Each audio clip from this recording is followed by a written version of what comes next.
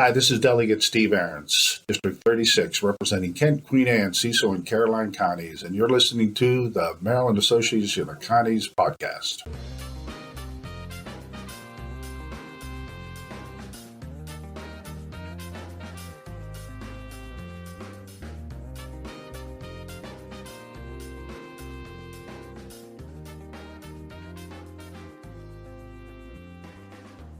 Hello and welcome to the Conduit Street podcast. Kevin Canale here with Michael Sanderson and Brianna January.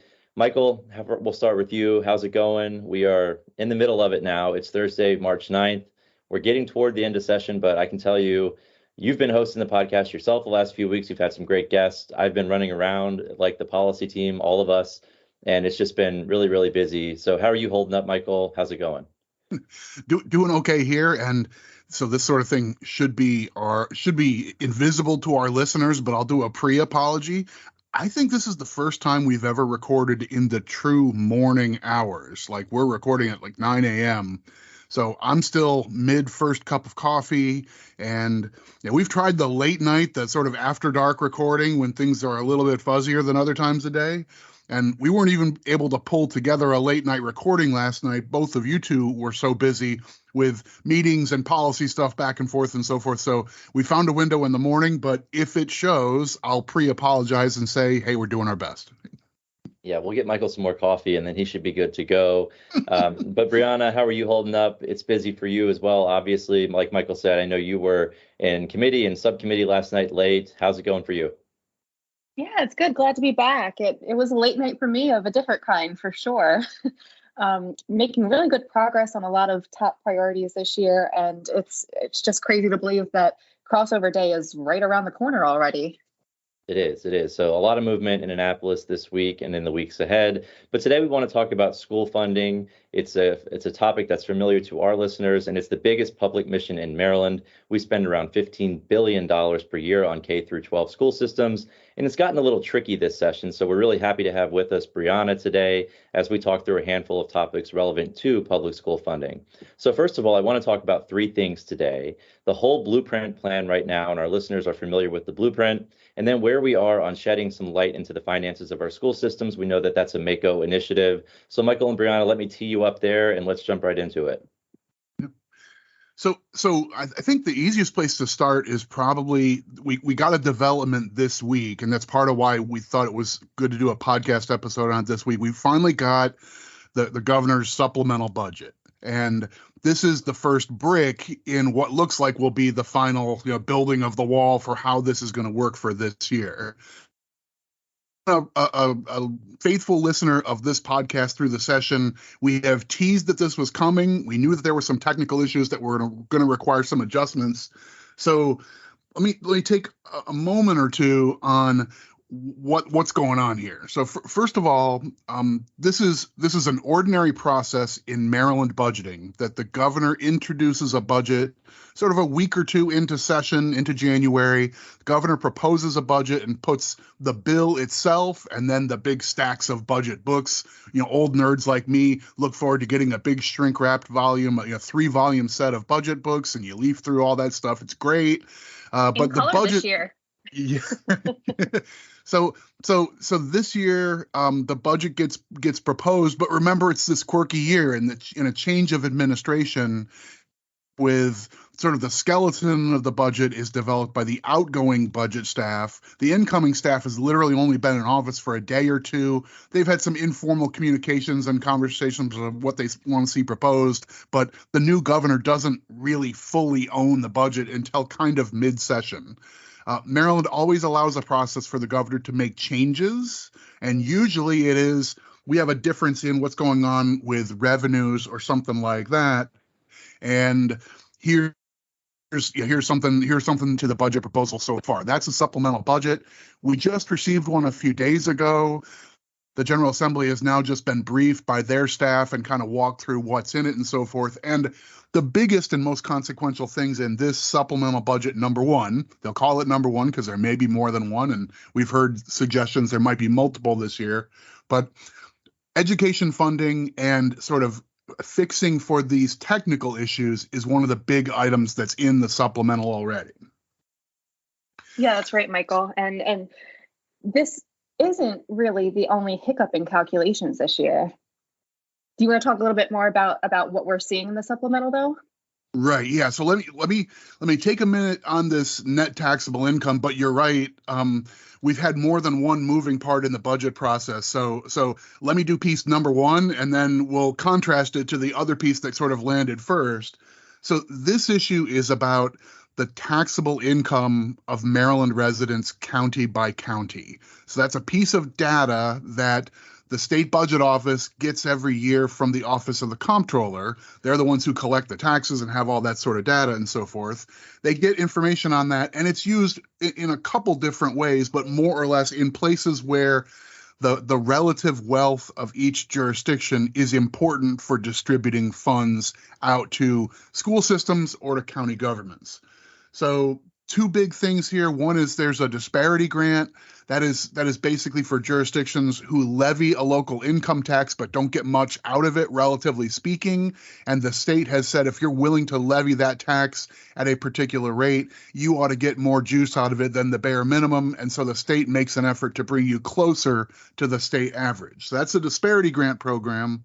And also, we know that education funding, and that's most important for today's conversation, education funding is generally speaking wealth equalized, where the poorer your jurisdiction, the higher share the state will do of the total amount of funding that is targeted for your school system.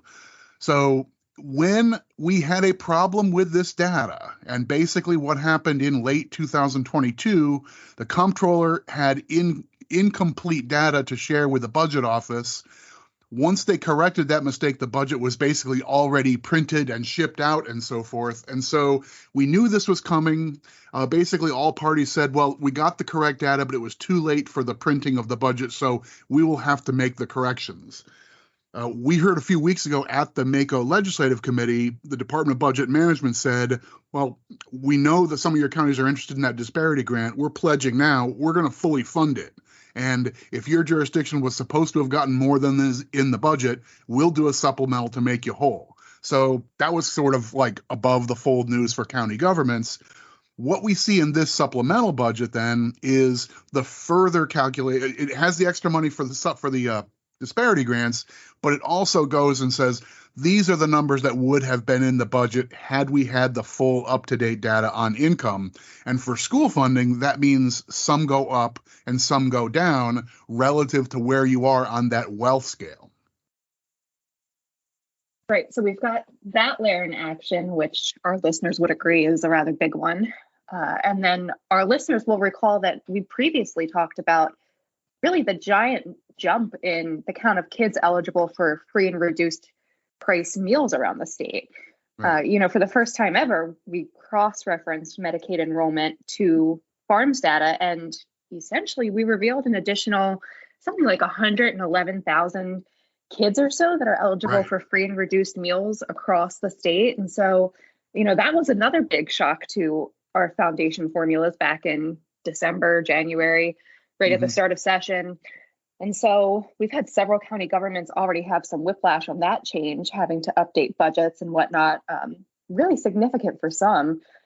But it's also really important, I think, to remember here that we're not just talking about providing school meals, right? Like that's not the only Right. implication of those numbers. We're talking about kids that are driving compensatory education, essentially, which of course is split between state and county. So the practical impact of this is really a huge increase in kids that, well, like having a sudden, unexpected giant enrollment increase, for example, that was completely unplanned for, a real change here in compensatory education for some counties. Right. So that shoe dropped a little sooner than what we're seeing now in the supplemental budget. Reduced budget already reflected that change in state funding. So they got the new data on the compensatory education students. Our longtime followers who were in with us when we went all the way back to the Kirwan Commission and all these debates and so forth, you'll remember that school funding is basically driven by school population, but Maryland is kind of smart about it and says we know there are categories of students that are more expensive to teach and more expensive to reach. And so we do some Right. extra counting or extra weighting of students in certain classes. And so the compensatory education accounting for families with reduced means is one of those categories, and we've been using the kids who are eligible for a free lunch as the proxy for that. As we've been trying to improve the data and we scrubbed the Medicaid numbers, we found, wow, there's more kids who are eligible than kids who are claiming the free lunch, and that's where we got this data jump. But there probably are county governments in particular who got a first draft of what they thought they needed to fund their schools back in, October, November. And since then, they've already gotten the news, oh, by the way, your student count is different than we thought. Here's why, but adjust your numbers upward already. Yeah, no doubt about it. We know there are counties on both ends of this, right? So some are going to be asked to provide more, some provide less. So, Michael, we have the supplemental budget. The General Assembly is going to have to accept this supplemental budget, right? This isn't the usual add-on where it's just spending some more money. This is adding some places and subtracting others, and that certainly makes things complicated. And actually, the NTI adjustment to school funding brings down the level of state funding in total, right? So the state is a net winner here in terms of funding. So, maybe this isn't as simple as we're used to in terms of a supplemental. Yeah, I think that's a TBA. We have seen over the prior administration where there were times when General Assembly leaders and the governor and his budget team didn't see eye to eye on budget priorities, and we saw sometimes when they didn't necessarily, not all this stuff was super simple, but like in the long arc of Maryland budget history, supplemental budgets are usually a pretty simple exercise. Just like you said, usually in March, there's a revenue adjustment and they say, oh, what do you know? There's like an extra $110 million in forecasted revenue. The governor shows up with a supplemental budget and says, okay, we're going to increase our revenue forecast to reflect that. And here's my proposal for what to do with that $110 million. We'll do 20 on this and 8 on that and 22 on this. And then we'll let some of it sit in the rainy day fund or whatever. Those are usually pretty, like pro forma. The legislature's like, okay, got it. Okay, that's the basic plan, and we'll adjust from there. Here, it might be a tougher vote for, if you're a senator sitting on the Budget and Taxation Committee in the Senate, and you're looking and saying, wait, so my jurisdiction is now, like, my county has to come up with 11 million more dollars, and the state's going to fund fewer dollars? Wait, we've already been at the bargaining table on this. This is kind of a big deal. So I don't know. I'm not calling the shot and saying that they'll vote no or something as simple as that. But I think this is a more substantive issue because it's ups and downs than the typical supplemental budget. So maybe you just do the technical and say, well, we're just going to ignore that we ever saw the first draft. This is the final draft. Maybe you just vote yes and everybody's fine. But the consequence here, county by county, is a pretty big deal. Again, especially because you've already been at the bargaining table. Your school board and your teachers union have already been haggling. And usually the county is sort of hovering over that saying, we think we can probably afford like this much. I can put this much into my budget. And if the difference here because of the income adjustment is as much as your entire how much you thought you'd be able to add on to last year's budget, wow, that's a big consequential decision back home. It's a big decision. And you said, Michael, if you're sitting in the seat, if you're a senator or a delegate and you're looking at the big chart, right? And we all know about the charts and they go county by county and you're looking at 2 columns of numbers, what your county thought it would be contributing to schools, and then what they're now being asked to contribute. If that number is more than it was before, I mean, oftentimes we hear about the hold harmless provisions, right? So the hold harmless provision would mean that the state would just pony up the extra money and that no county would have to spend more. And this was, I don't blame anyone here, but certainly this is not a fault of any county government. This was a delay in receiving high earner taxpayer data, and that shifted the numbers significantly. But it would seem to me that someone may want to float the idea of a hold harmless in this situation because, again, I mean, you check all the boxes in terms of the typical hold harmless scenario, and this seems to be right up that alley. Say this is not on the counties or the local school boards. I mean, it's a real blip here. I think a hold harmless sort of solution makes sense here. I think it's a policy call for the General Assembly to make. To what extent did the release of an actual budget with real numbers and a release of all the estimates, that were given in good faith by the State Department of Education, the release of all those numbers based on preliminaries that have turned out to be incomplete, does that give enough anchoring to say, okay, we need to treat that seriously? Like we've seen the state say, oh, the tax refunds already went out, we can't send people an invoice, say give us the money back, that you got that check in error. So it's a policy judgment whether you need to take both steps here seriously. And we have seen things like hold harmless initiatives in the past when we've seen something like this. So I think it's a TBA, but it is, among the, obviously it's a little bit technical. This isn't as simple as, we just forgot there was a bag of money lying around. So it's a little bit technical, but I think they'll have to sort that out in the next couple of weeks. The first budget should be heading to the floor in the House in particular in the space of the next couple of weeks. So hold on tight. Yeah. So I do want to plant a flag on the disparity grant funding. We glazed across, but that is a big deal. MACo has consistently fought to make sure that disparity grant funding is fully funded, and this was in the governor's supplemental budget to correct. Using the new data, the disparity grant funding went way up, and the governor did fund that. I do expect we'll see some more supplemental budget, so potentially a chance for some hold harmless funds there. But Michael, you mentioned bags of money. By the time this podcast airs, our listeners will have most likely heard that the state significantly wrote down revenues. We're going to see that later today. So maybe fewer bags of money laying around. Everybody has been talking about how the state has tons of money. We had the surplus. Look, that's out the window. We're getting back to reality pretty quick here. But let's move on. That's a very technical, complicated thing. We'll see how it plays out in terms of the NTI issue over the next couple of weeks. But certainly there are tens of millions of dollars at stake here. So let's shift gears a little bit. Let's talk about some more big money issues. We're into the third year of the blueprint phase-in. It sounds crazy to say we're in the third year, because it seems just like yesterday we were just starting to talk about Kerwin. Yeah. And so this is the third year of a 10-year program, makes big promises and outcomes and spending, but we're already hearing a lot of people talking about school spending. What's this about, Brianna? Yeah, as you said, Kevin, I mean, with us being in the third year out of 10, we're really starting to hit the mark in blueprint implementation at the local level, where counties are starting to feel the squeeze financially. We're hitting that mark where we're expected to increase funding at the local level for blueprint implementation on all things from curriculum and programming, expansion of career and technical education, personnel expenses. We're hitting soon. We'll hit our minimum salary requirements for teachers, for example.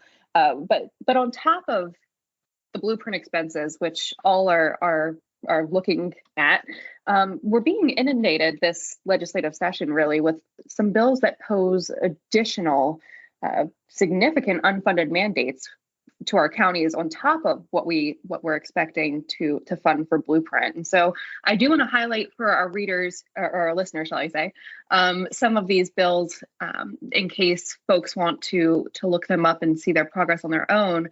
But yeah, some of those bills include HB 883, Senate Bill 791. This would actually require us to raise the salary of certain school staff who are technically not educators, basically to the same level of that $60,000 minimum salary as teachers. They'd be on the same pay scale, bonus scale, all of that good stuff. So that's significant after we had prepared for doing so for teachers under the blueprint. Let me stop you there, Brianna. So you're talking about professionals who are not technically teachers. And, right. I remember there was a lot of talk about, quote unquote, the teaching profession back when this was the Kerwin Commission.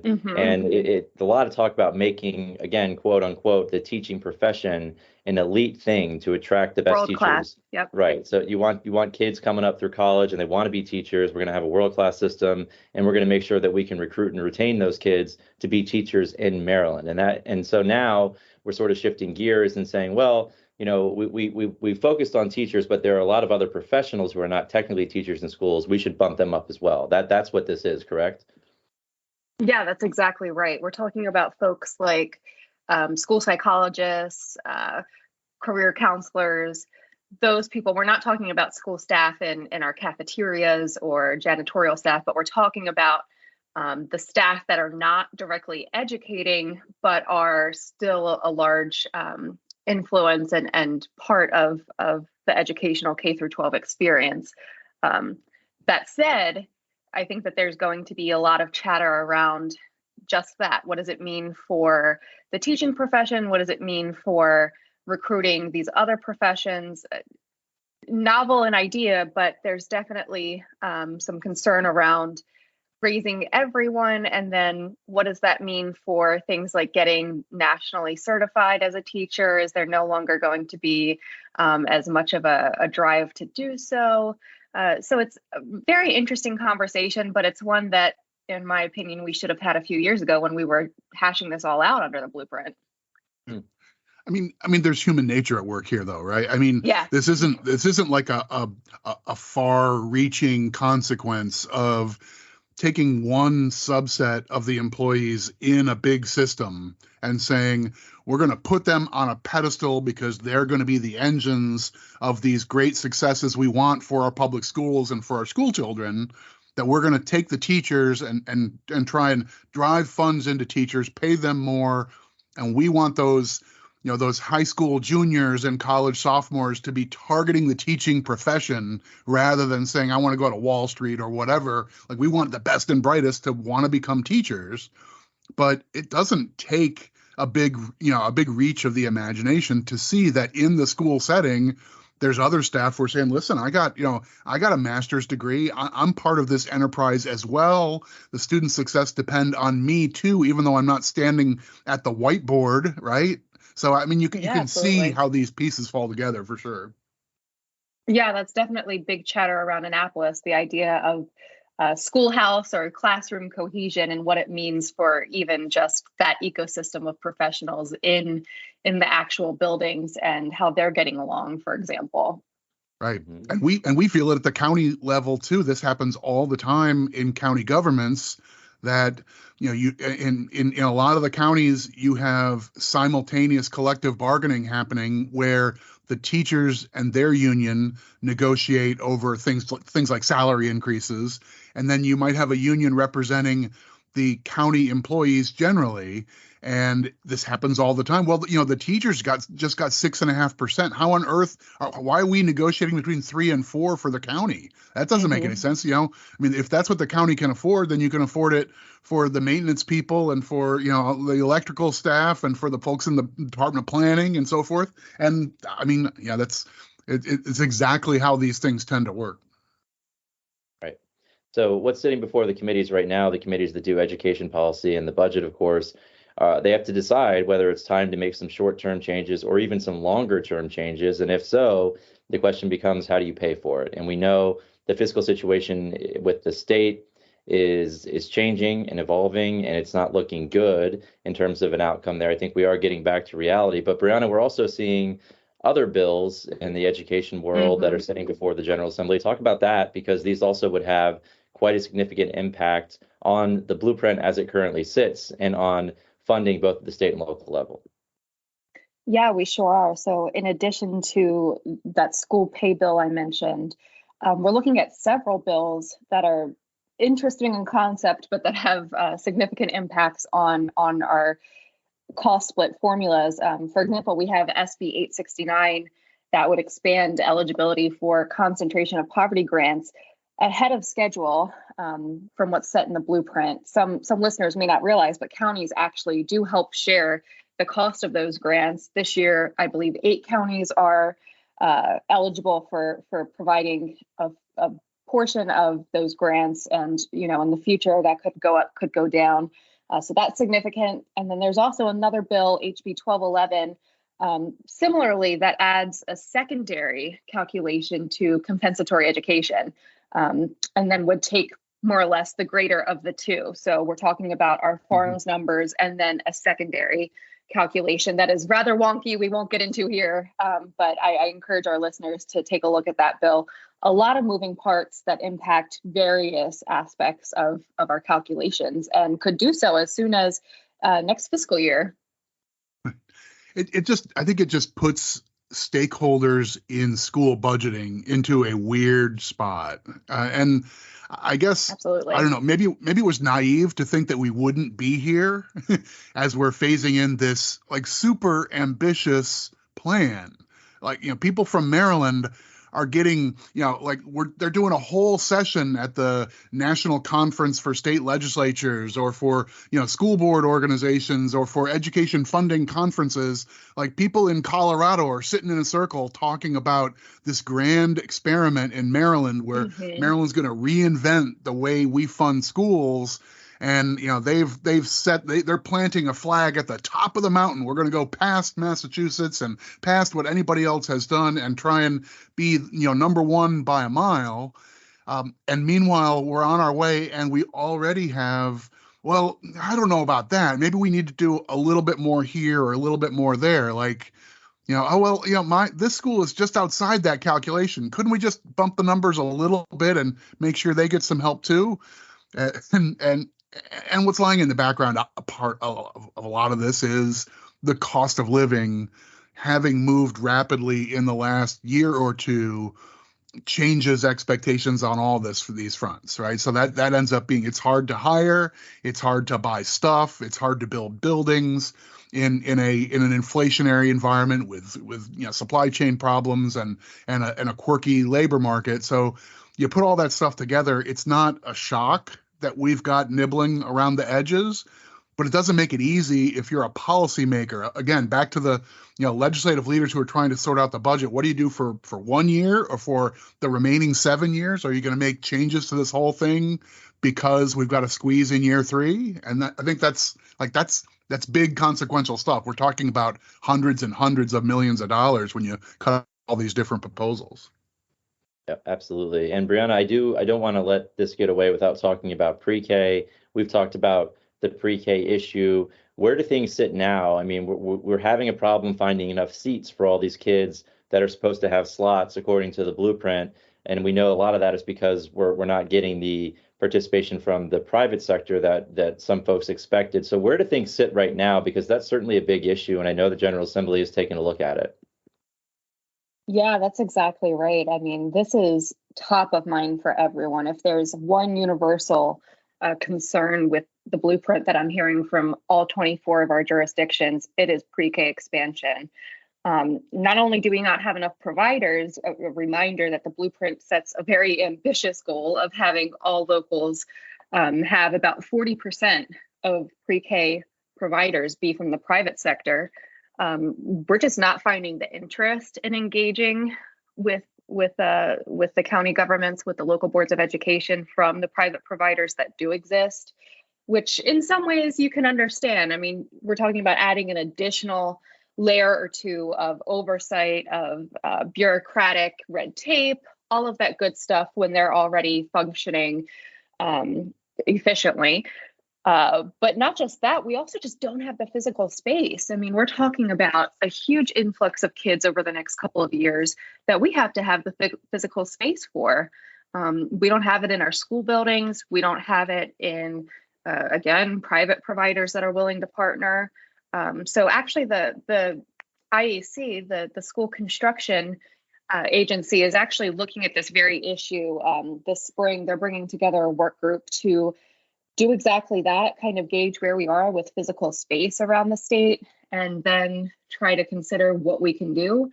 Obviously, we don't have time to build new facilities. That right. takes a long time. We can't convert the old Walmart down the street or something. Right.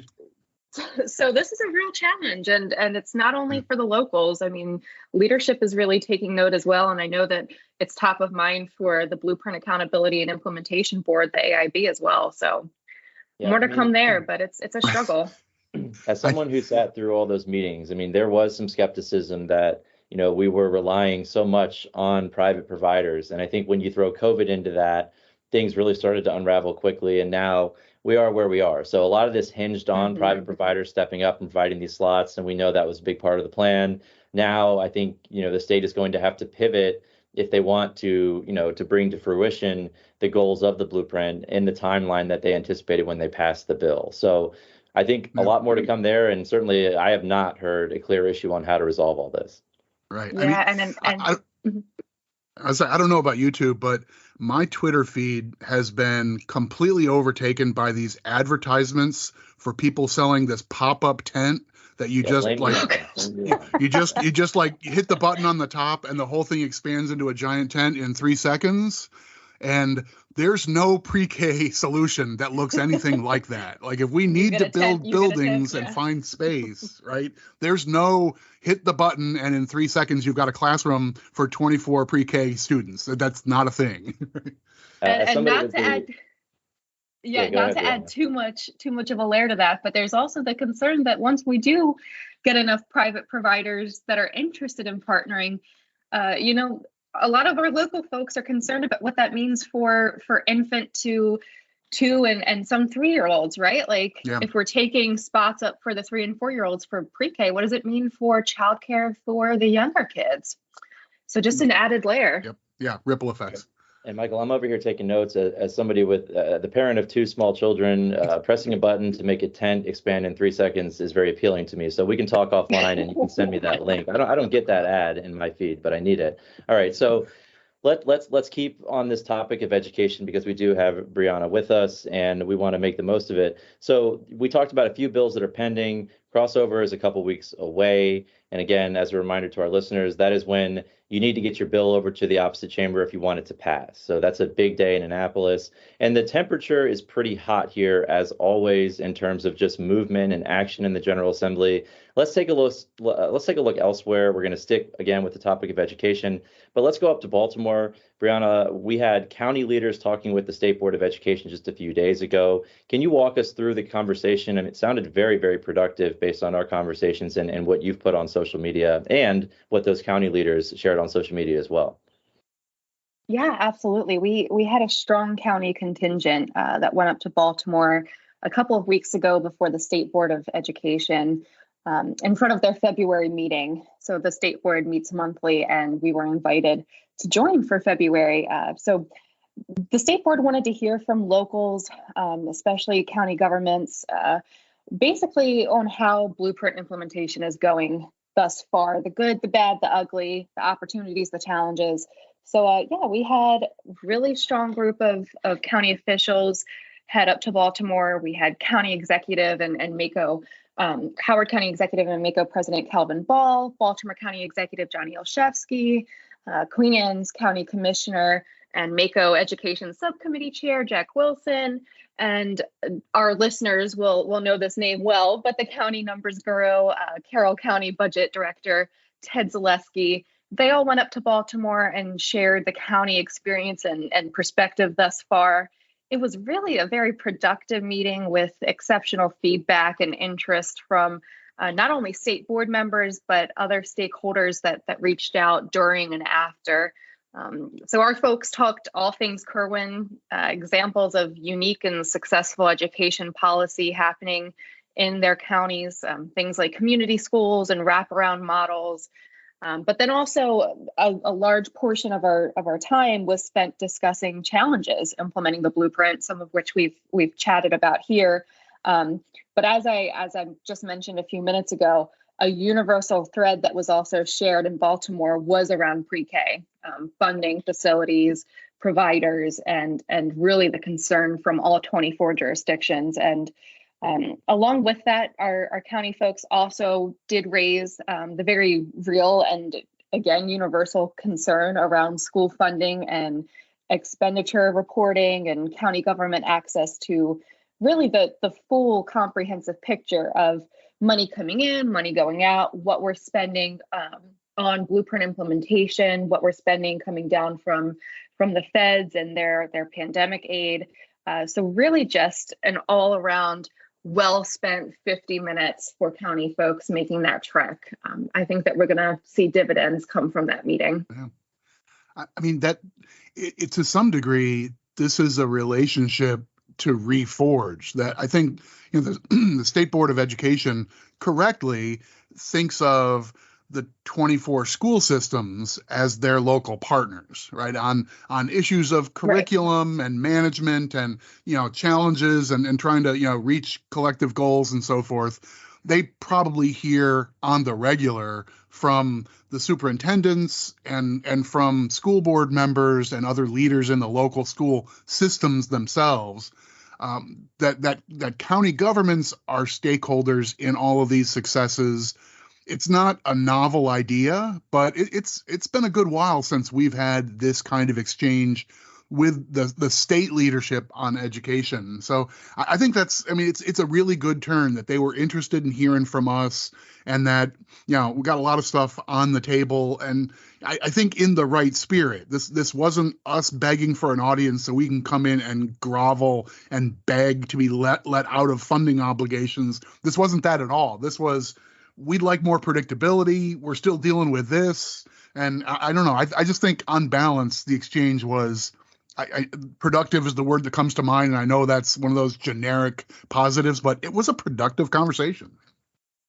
Yeah, and I'll just say what you didn't hear anyone say there is that we don't want to do the blueprint or we don't want to spend the money. Everybody there wants to do everything they can do for schools. I think there are some administrative challenges, some technical issues, a few questions about, who should pay for what. But by far, education is the biggest expense for every single county. And I want to reiterate, counties want to do everything they can for schools. We do have competing budget interests, but you didn't hear anyone tell the State Board of Education, we don't want to do this. It's too expensive. What you did hear was, we want to make this work. We want to make this investment. We want to do it in a smart way, and we want to be realistic and make sure that these dollars go as far as they can go. And Brianna, on this note, and I know this is something that came up, we have to mention, I think, one of MACo's legislative initiatives for this session.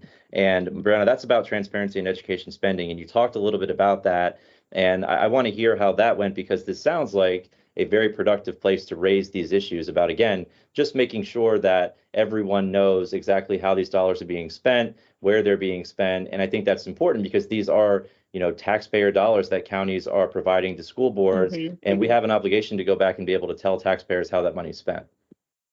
Yeah, absolutely. And it was well received. And to be clear, we don't need a bill. We're not asking for legislation on this issue, but if we can get county officials the ability to see how the school budget is received, how it's using funds, how the school board is implementing funds from all sources, right? I'm talking about the local share, the state share, the big influx from the federal pandemic aid. If we can do that, well, then I think that we can it can help us plan our budget and our funding a bit more clearly. We can have the full picture.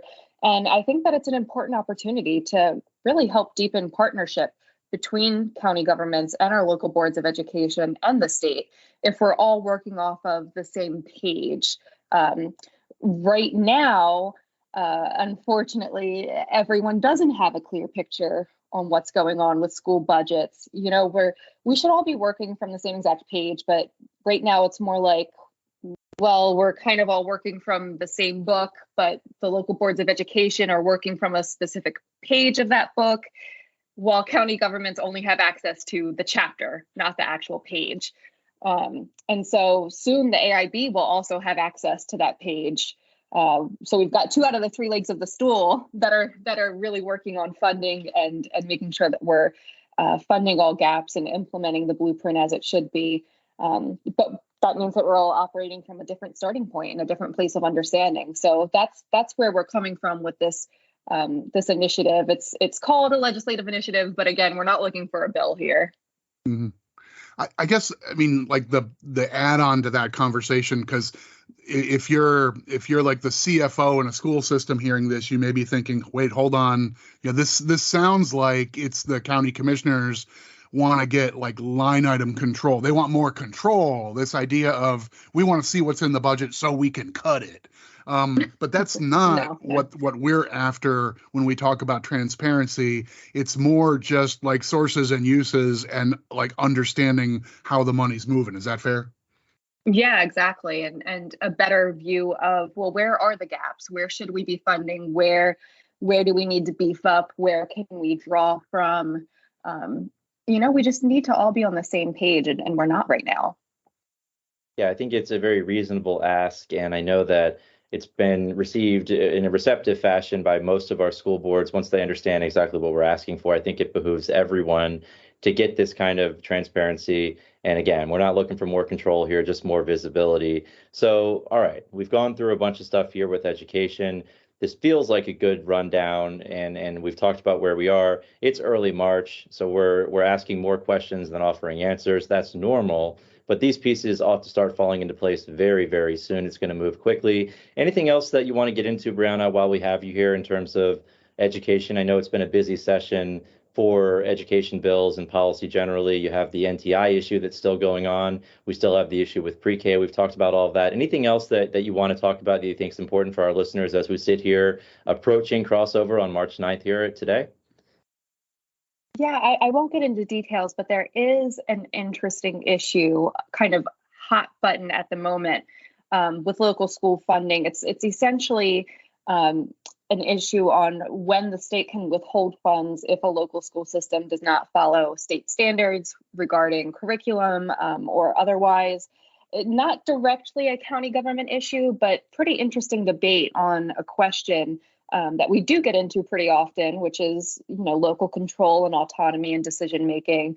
There was a really interesting debate on the House floor just yesterday, March 8th, if listeners want to go back and rewatch. HB 119 is the bill number to pull up. But again, not something that we're really waiting in on right now, but extremely interesting in concept and implication. Yeah. No doubt about it. No doubt about it. So I think we've been hearing about that on the floor of the House this week, and I'm trying to think of the right way to put this. It's one of those topics that gets a lot of people to stand up on the floor to debate, right? And if you're new, you might have been wondering when the 138-0 votes were going to give way to some real differences of opinion. I think this is one where you might see that, right? So this is certainly generating some buzz, and again, we've been hearing all about it. So that's where we are with schools. Michael, do you have anything to add before we wrap up here today? I'm proud of us to power through a morning session. This seemed to be pretty good. But thanks, Brianna, for walking us through a bunch of this education stuff. It's been a lot. Absolutely, it always is, isn't it? Yeah, thank you, Brianna, and stick with the podcast. It's going to get busy here over the next few weeks. We will be with you, giving you updates on what's happening in Annapolis. Big thanks to Michael for filling in the last few weeks. He did a great job. Again, some great guests, but things are wild. Things are crazy. We're getting to it, though. We're approaching the 30-day mark in terms of what's remaining in session, and so things will move very, very quickly. So stay tuned. Thank you again, Brianna, for joining us. Thank you, Michael. If you enjoy the podcast, please go ahead and subscribe. That way, all of these episodes will be sent directly to the device of your choice. You can also follow along on social media, Facebook, Twitter, and then, of course, tune in to the Conduit Street blog. But for Brianna January and Michael Sanderson, this is Kevin Canale signing off, and we will talk to you soon.